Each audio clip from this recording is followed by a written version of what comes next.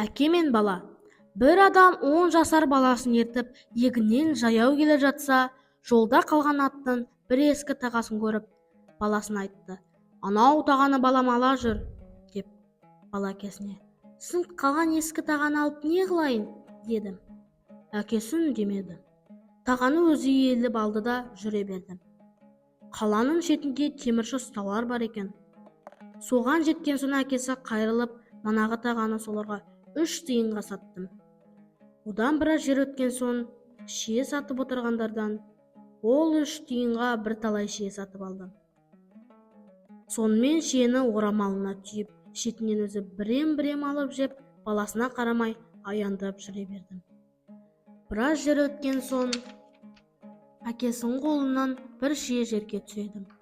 Артында келе жатқан бала да тыма қызығып келеді екен.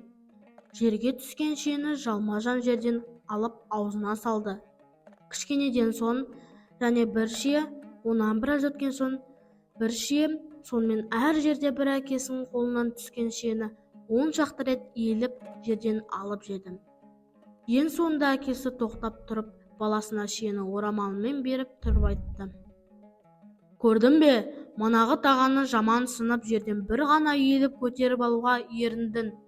Енді сол таға алған шиенің жерге түскенін аламын деп, бір еңкеуінің орнына 10 еңкейдің.